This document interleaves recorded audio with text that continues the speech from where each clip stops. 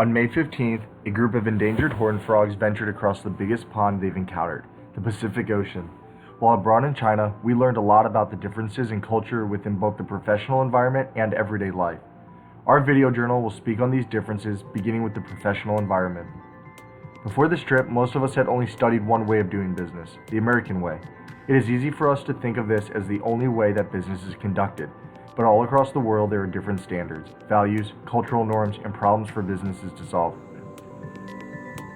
Our first company speaker at GE really detailed how the goals of business in China are notably different from those in America, due to both the way business is looked at from a Chinese perspective and on the unique and different business situations the companies find themselves in all around the globe.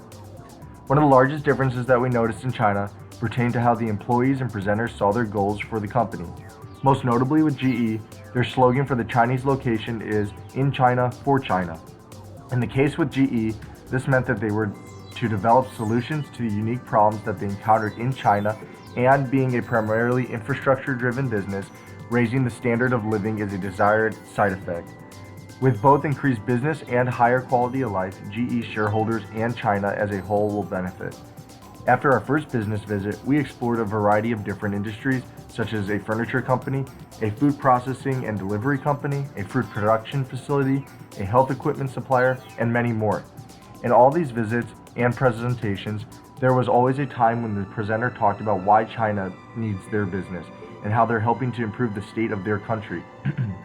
This difference can most easily be described in how they view their businesses and achievements in a more collectivist way, directly opposed to the more American individualistic way. China has had a collectivist culture dating back to the dynastic age. Collectivism is defined by whether someone's focus is in terms of I or we. This more collectivist culture showed itself in many ways throughout this trip, including the way business treats the improvement of China, as I mentioned before. Mr. Stanley Gu at Hershey explained to us the rapidly increasing minimum wages for workers within their plant, and how that is a driving factor for increasing automation, as his corporate leaders are pushing to keep costs low. Minimum wage in China is a complicated issue, because when it is raised, it can be seen as an increasing the standards of living for those earning it, or it can dissuade foreign investors to move to China and partner with local businesses, which is also good for the economy. Depending on province in China, the minimum wage will vary. The minimum wage has moved into a more controlled system beginning with the 5-year plan in 2016, where the local governments will begin to think more strategically about wage increases. In 2016, the increase went down from 17% to 14.5% increase, which is still huge in American standards, but not too bad from Mr. Gu's eyes. In America, minimum wage increase is a debated topic that had come up multiple times in the year's election. We in America have a mostly federally controlled minimum wage system rather than the more localized Chinese provincial system. China's system allows for more accurate adjustments to the consumer price index. Local costs of things like insurance and minimum living costs. Aside from these differences, the way the minimum wage is looked at is slightly different as well.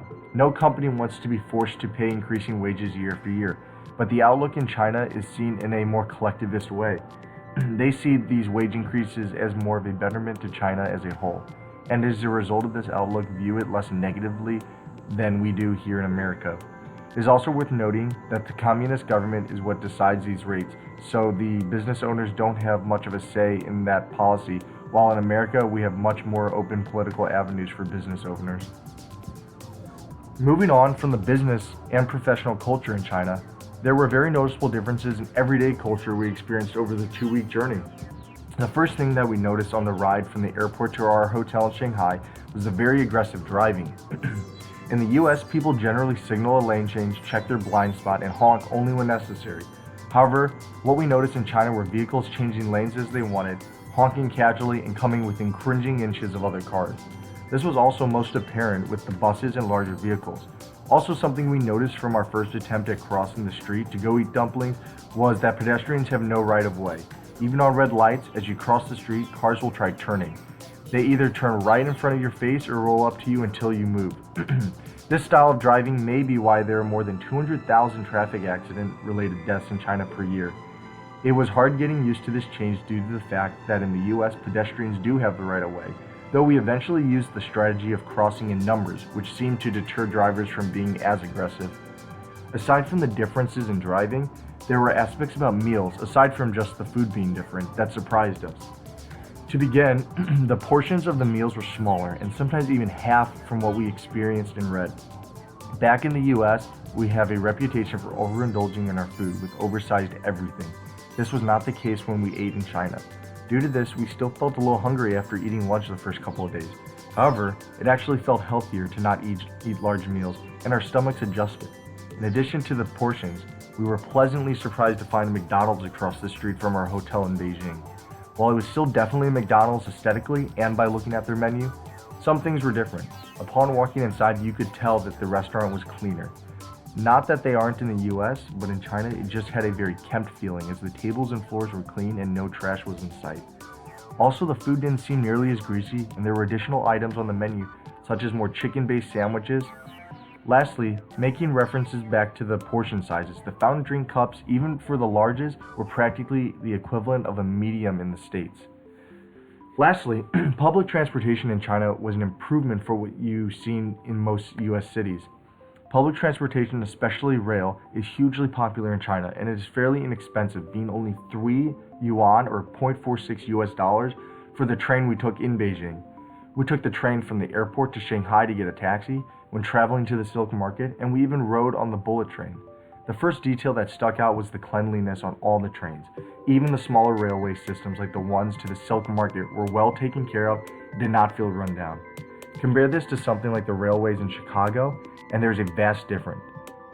Furthermore, with hundreds of people trying to fit on these trains, you would think there would be chaos, though there wasn't. Loading and unloading onto the train was very orderly and made everything easier. Attendants directed us which line to wait in. As passengers walked off, we were instructed to walk on. Last of all, they felt generally safe. You're surrounded by lots of people most of the time, and from what I've read online, since we didn't personally experience this, security for the railway systems was very reliable. In conclusion, traveling to China was an experience we will never forget. We didn't just see how business and supply chain operates in a foreign country, but we were exposed to cultural differences that were apparent in their professional environment as well as when we were walking down the streets.